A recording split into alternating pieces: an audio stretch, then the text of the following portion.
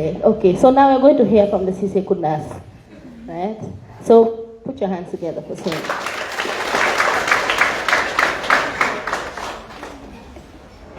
Hello, good afternoon, everyone. My name is Sainey Ceesay. I am the head of marketing at the National Center for Arts and Culture on the Ministry of Tourism and Culture, and I am also the founder and CEO of Safe Haven Foundation. So I'm going to talk to you why I decided to be a business person. It started when I was in high school. My mom had a business. In fact, she quit government job to do business. So immediately she started, the lady next to us also started doing business. She also opened a bigger shop and was going to Dubai and coming, whilst my mom just had a mini market. So then I had the passion. Whenever she brings the stuff, I will look at the shelf and I would say, if you put this here, they would likely to see it faster than you put it here.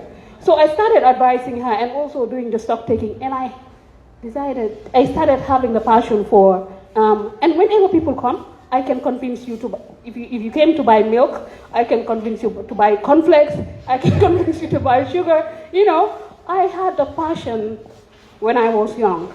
And fortunately, the business grew and my mom also started going to Dubai. So what I started doing was I would go to the next shop and be peeping, looking at where she put the bags, the whatnot, everything, and I'll come to my mom and say, put this down. Take this one and put it up, you know, just to transform the shop so that it will be more appealing to people. That was when I had the passion to be a business person. I went to school and my dad wanted me to be an accountant. I registered to study accounts, but on the enrollment day, when I was giving the sheet to finalize my enrollment, I said, no, this is not what I want to do. Then I enrolled myself to do marketing. I called my dad and said, I'm going to disappoint you, but I enrolled to study marketing. And he was like, okay, it's your passion, go for it. And I did. I did marketing for my undergraduate, and I did my MBA. I am that business person. I like advising people on how to grow their businesses and, you know, stuff like that. Coming to the foundation work, the advocacy, I got married in 2015 and was trying to conceive. You know what that means, right? Yeah. Trying to conceive, trying to have a child. And it seemed very, very difficult. Very difficult. I would go from one doctor. In fact, I was doing so much research that I would go to the doctor and talk as if I am also a doctor. Yes, I can remember Dr. Idoko telling me, did you study science? Are you a doctor? I'm like, no, this is something that's affecting me, and I take my time to do so much research. And the stigma that was associated with it was too much, you know. But what really drove me to start my advocacy journey was one day I went to work, was going to my grandmom's house, and then I walked past a woman. She was crying. And I could not pass her. So I stopped and I was like, Auntie, what's happening? She just could not stop crying. Auntie, what's happening? So I stood there until she calmed down and I asked her. She said, I have been coming to this hospital every end of month to see if I am pregnant or not. And they have been telling me all the time, sorry, you're not pregnant. So she told me, if I go home today, I don't even want to go. In fact, I think I want to end my life. She was that suicidal. So I was like, no, that is not the answer. I stood there and spoke to her for more than 1 hour, 30 minutes, just to convince her. And wallahi, when she called me the next day, she said, if it was you yesterday, if it wasn't you yesterday, I would have done something very bad to myself. And I was like, okay, I am going through this. It's been almost 5 years. I feel miserable, but alhamdulillah, people are not the same. Some people are stronger than others.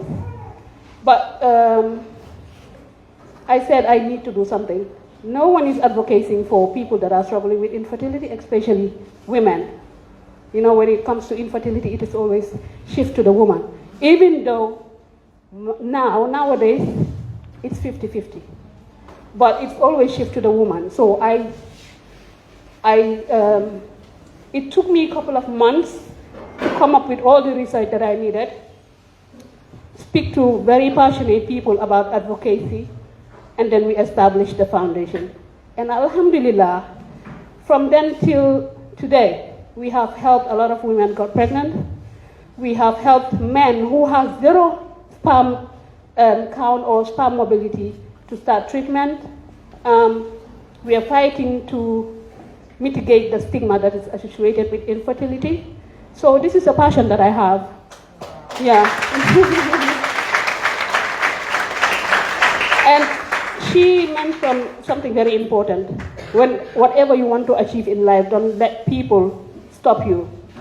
When I first started this advocacy, I used myself as the guinea pig. Why shouldn't I? I'm going through it. Why should I be shy? If I am shy, who's gonna start doing what I'm doing now? So I would tell people my story for them to understand that it is okay. Infertility is not a death sentence. It's just gonna take time for you to get pregnant, or it's gonna take medical intervention for you to get pregnant. So one thing that delayed me was spousal support. Infertility is a shared responsibility. I'm saying that because I see some men here. When you and your wife are trying to conceive, even though you might feel that you are not the problem, still go and get investigated. The both of you, so that you know where you stand. If she's the one that has the issue, support her. Our society here, they always expect we, the women, to always stay with our husbands, even if they are the problem, until we pass menopause. But it is never the same when it comes to us being the issue. They would run and bring another wife, or they will call you so many names, Mom dafa jasir, she's barren, so many things. There's a lot of work that we need to do. And alhamdulillah, we are gradually working towards that part. Thank you.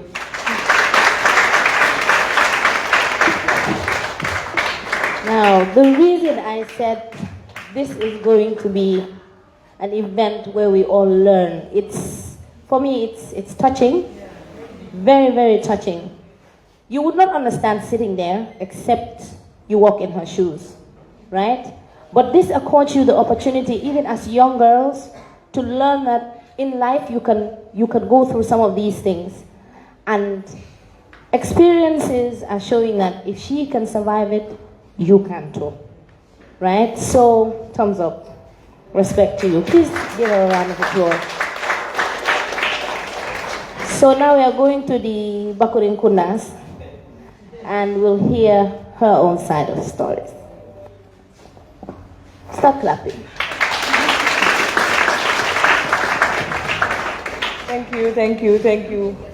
Thank you. Really, I'm so overwhelmed, Anita. You've really outdone yourself. I really have to tell you, congratulations.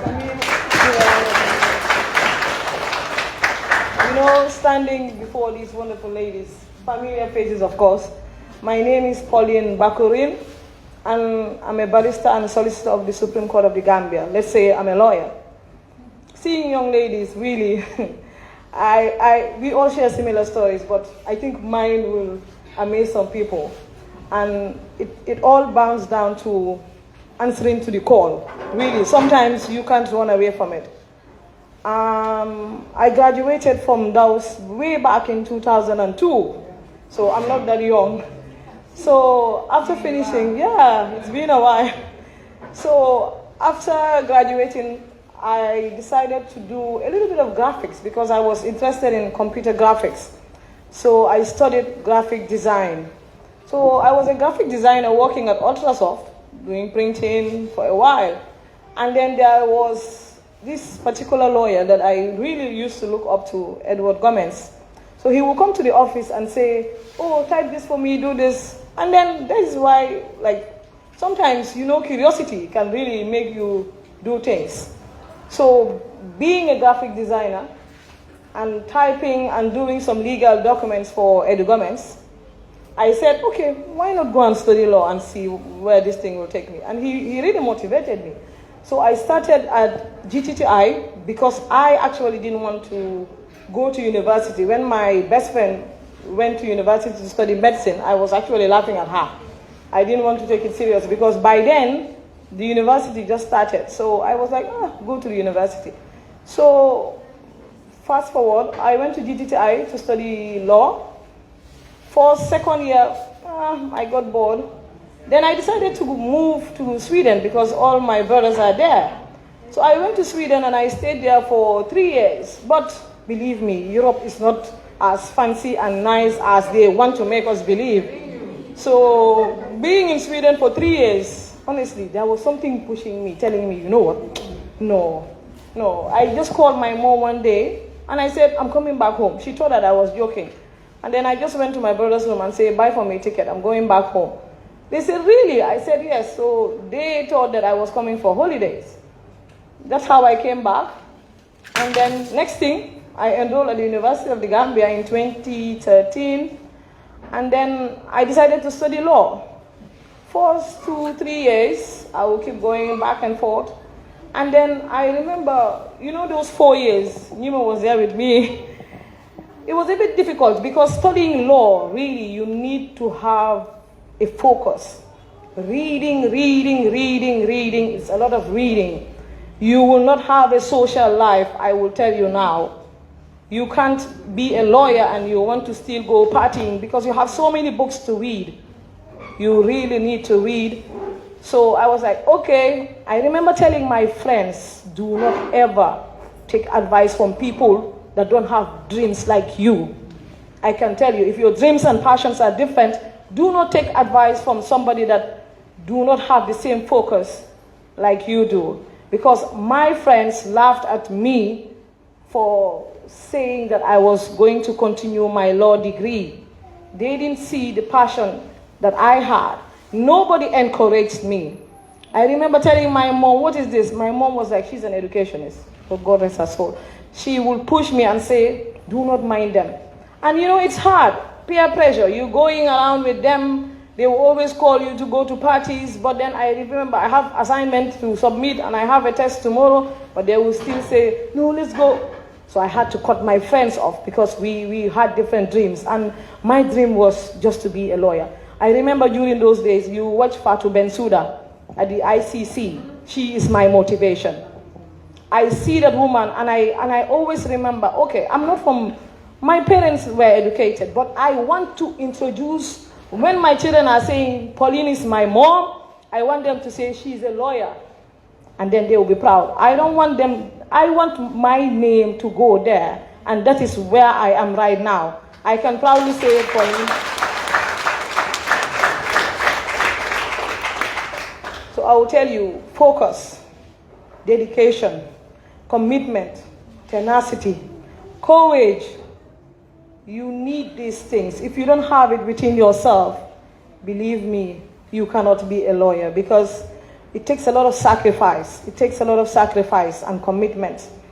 The work is not easy. Everybody thinks that being a lawyer, it's about the money and we are wearing the wig and gown. It's really hot. And all this fancy thing, I will tell you, if you have a passion of being a lawyer, nothing should stop you and nobody should stop you. Focus on the dream. It is a noble profession. There is more to being a lawyer than wearing the wig and gown, going to court. We have to have the fight and the zeal to fight for justice. Because, like we say, women empowerment. I feel so proud right now seeing so many ladies that are lawyers. Being married, having kids should not stop you from following your passion of being a lawyer.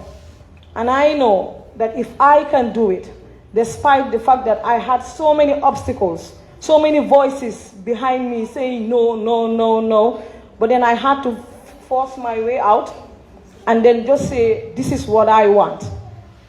And like I say, do not let anyone stop your dream. Because we all have different dreams and different passions. Follow your dream. If your dream is to be a lawyer, really go for it. It's quite good. One thing I like about being a lawyer is everybody listens to you. Like everybody's now paying attention. Even if I'm saying nonsense, they will listen to me. Because, like they say, we, the lawyers and the doctors, are the only learned people. We call ourselves learned because people think that we know everything. But I can tell you, to be a lawyer, you need to know a little bit of mathematics, science, medicine, finance. Because if you don't, you will not be able to advise clients. You will have somebody like Nene that will come up with land issues. You will have her that will come up with women, fertility issues. And we really have to advocate for them. It's not about studying and being in a safe place, no. That is why I said we need to read. I am mostly into corporate and civil law, but it doesn't mean that if I have a client that comes up with a criminal case, I will say, no, I'm not taking the case. And there is a rule in our profession.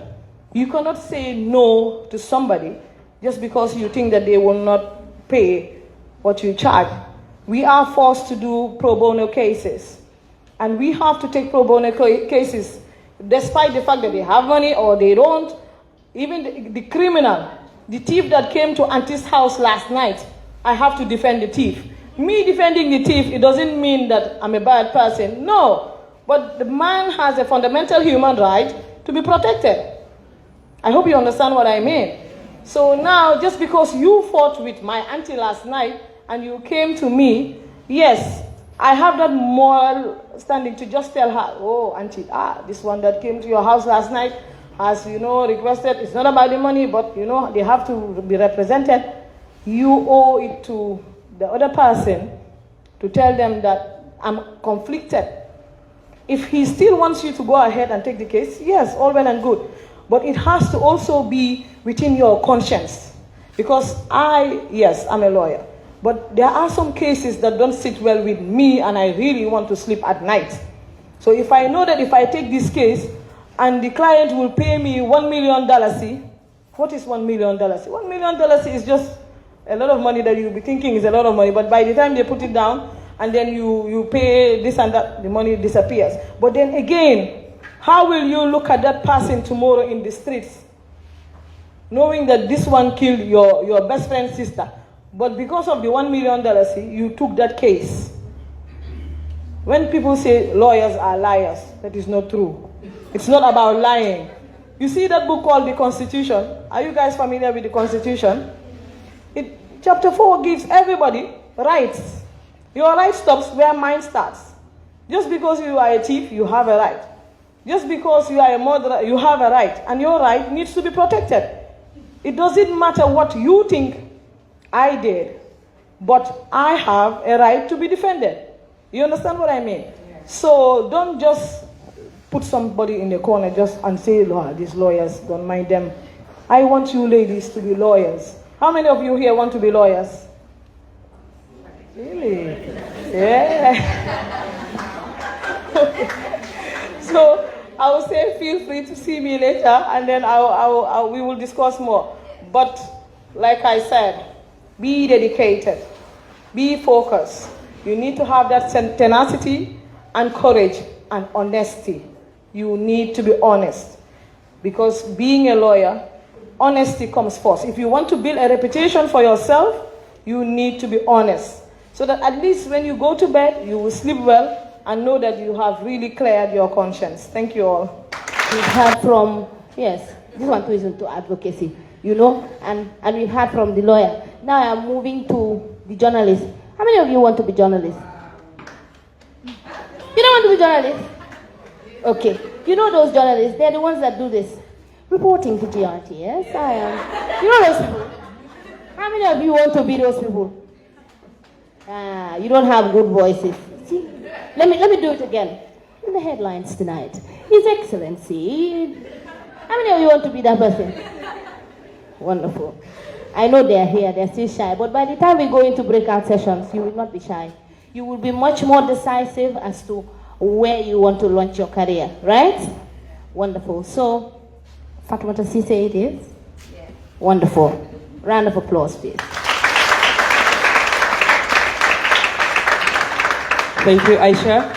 I know by the time I finish, a lot of you will put your hands up, you want to become journalists. Because look, these are advocates, a lawyer, we keep an eye on them.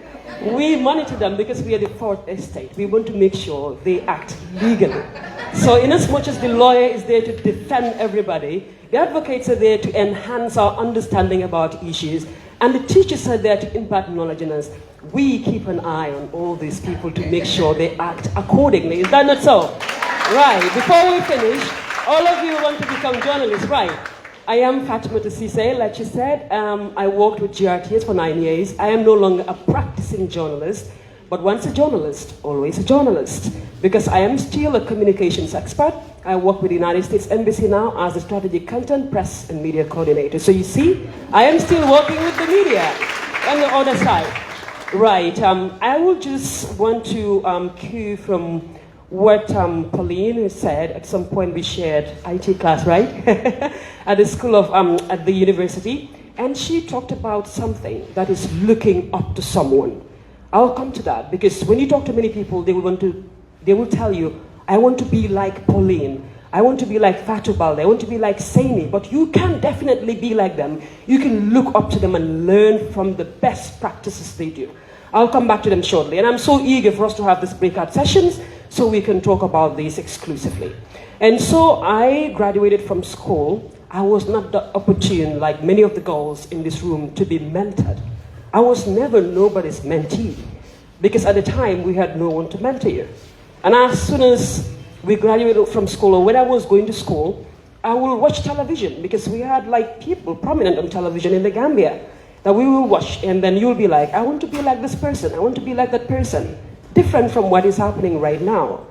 So when I graduated from school, I kept on watching TV, and I loved sitting in class and reading, comprehension passages, a whole lot of things in class. That is what I am very good at when it comes to that part of education.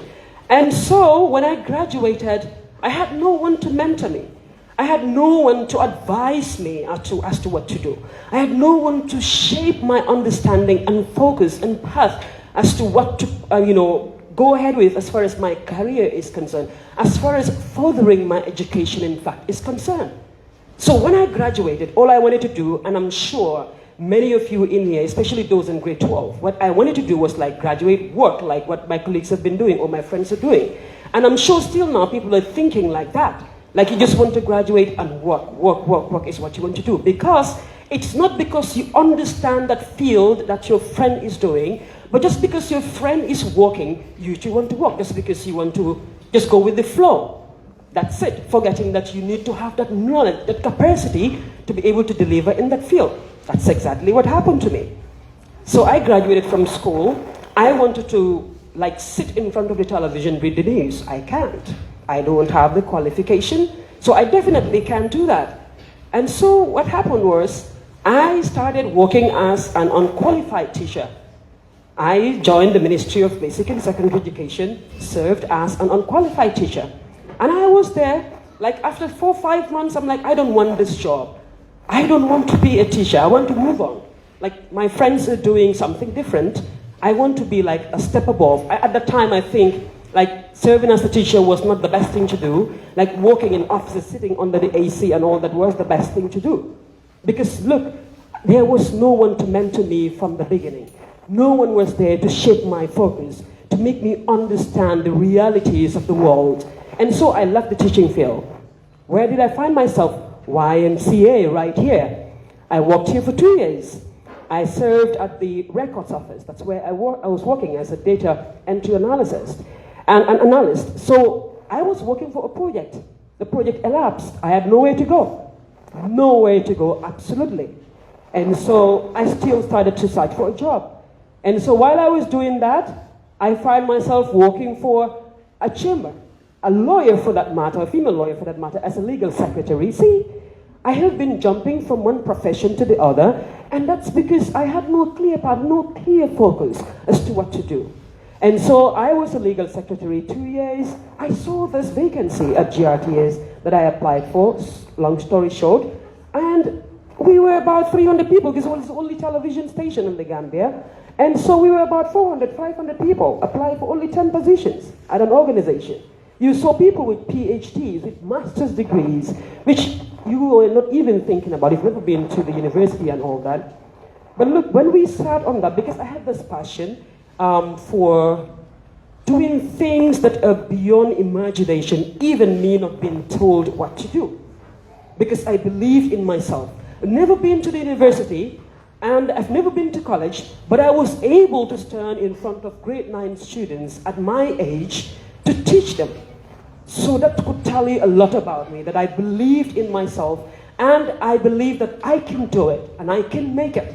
And so I mustered that courage to be able to stand before people and teach them. People who were even older than me, because if you look at other schools, you have people who will go to Arabic school and come back to English school. So I have those kind of students in that class who were older than me, but I had the courage to be able to stand in front of them and teach them. And so I worked in institutions where I have people who are older than me and they have that knowledge and the capacity to deliver, which I didn't have at the time, but I had this determination that I can do whatever they're doing, despite the fact that they have their degrees and all that. And so, long story short, I got the job at GRTS Tenerife. I went to the radio. That's where I started. Maybe so many people started seeing me on television. It wasn't where I started. I started at the radio behind the scenes. Because now I realize I got the job and then I need to improve on whatever skills I have for me to become that outstanding journalist in the country. For me to become that #1 journalist who would stand in front of people and talk and people will listen to the person. The person will sit behind the microphone at the radio, at the television, and people will be eager to watch and listen to, because, not only because I wear fancy things or because I speak the best English in the country, but because I want to disseminate that information that will help make them decisions in society. And that was the focus I had at the time. And just because I also was a journalist and then saw the route and the path that I took to become a journalist and then be in a newsroom, that was patriarchal. You have a lot of men folks in that newsroom that were shaping the affairs of women in that newsroom, that were making decisions about or for us in these newsrooms. I wanted to effect the change and then make sure our female folks in that newsroom, follow the same path and we change the narrative in newsrooms. And this is exactly what we succeeded in doing after 9 years. We were able to succeed in doing that. But I didn't sit back and fold my hands. I went back to school to develop myself, build my capacity, make sure I equip myself with the requisite skills and knowledge that will be able to make me deliver to the best of my ability. And this is why I am able to stand in front of these many girls here to mentor you, and many other girls I stand before to mentor them about not only journalism, but for them to have this self-determination, the focus, the passion, and to be able to deliver in society. Because whatever profession you do in this country, remember, you're contributing to the development of the society. And the development of society is not only about infrastructure, it's not only about all the stuff that people talk, but it's about building the capacity of human beings. You can always contribute to the development and advancement of society in many ways. It doesn't only have to be sitting in an office and all that. This is part of contributing to your national development, because you're talking to your citizens, you're talking to the people, your own people, enhancing their understanding about issues they might not be privy to have if they don't have people like me, Pauline, Fatou, and many others out there to talk to them. So in short, this is the story that I have. It's a long one. And then not to talk about all the challenges that you face. Maybe during the breakout session, I'll have that opportunity to discuss with the girls. And so now, the question is, how many of you want to start from that and become journalists like me? All right, thank you so much. I appreciate being here.